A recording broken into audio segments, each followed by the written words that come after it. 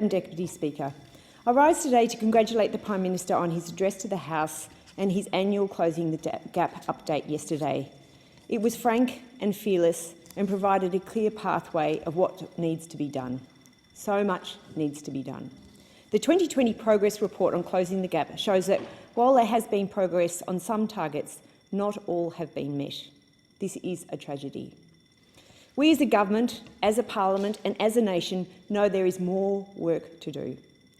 A strong country is one that is at peace with its past. We still have more to do to ensure our First People have the same opportunities for a safe, healthy and prosperous life. But I believe constitutional recognition of Indigenous Australians is an important next step on that road to a stronger future for all Australians. And I thank Minister Ken Wyatt, the Minister for Indigenous Australians, for inviting me to be a committee member of the Constitutional Recognition for Indigenous Australians Committee. Many years ago, in my time in the Northern Territory, I looked at the high mortality rates in the newborn population, in our Indigenous population in Arnhem Land. What I saw there shocked me. It mirrored what I'd seen in Kenya as a medical trainee years before. Yet here we were in Australia, a first world country. It was hard to grapple with the stark difference between the remote Indigenous communities and the inner city living of Melbourne where I lived. At the time, census child and infant mortality rates were considerably higher than the national average. In 1986, Aboriginal and Torres Strait Islander mothers aged between 15 and 29 lost 26 in every 30,000 children who were born, compared to 15 in the non-Aboriginal and Torres Strait Islander population. Fast forward 30 years, and there has been a marked improvement in outcomes for Indigenous women and their children, but it's still not good enough, and the rates of mortalities remain twice that of non-Indigenous children. More Indigenous mothers are attending antenatal care earlier and more infrequently, and education about the risks of cigarettes means fewer women are smoking during pregnancy. These are all fantastic measures and hopefully will lead to improving outcomes. But importantly, life expectancy for Indigenous Australians remains not as good as it needs to be, and we need to do more.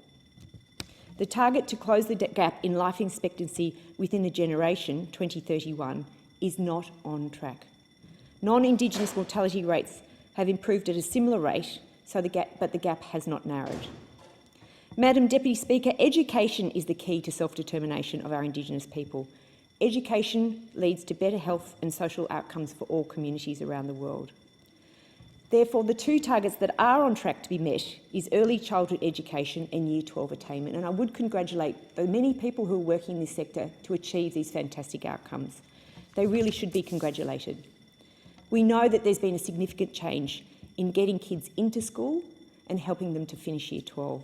But we do know that attendance at school is not as good as it should be, particularly for some groups of people within the Indigenous community. The earlier and longer any child is in formal education, the better the long-term outcomes will be for that child. Today, more Aboriginal and Torres Strait Islander children are staying in school for longer. Literary and numeracy outcomes have improved. More Aboriginal and Torres Strait Islander people have Year 12 or equivalent qualifications, and that will lead to more of them attending higher education and to enter into professions, more of them entering into professions like law, medicine, nursing, and all forms of health and education outcomes, but the wider general community as well. Madam Deputy Speaker, the government realises that to make significant inroads and to work towards achieving our targets, we need to bring the Indigenous community along with us.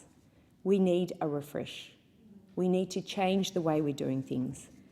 For the first time in the Closing the Gap process, Indigenous expertise is at the centre of decision-making. This represents an opportunity to set, implement and monitor Closing the Gap alongside Indigenous Australians. Our Closing the Gap refresh will deliver shared responsibility and accountability. I believe that every child in Australia should have the same opportunities, the same access to education and the same health outcomes as the next child. This is why I'm proud to be a part of a government who recognises we need to do better and is working to close the gap. Thank you, Madam Deputy.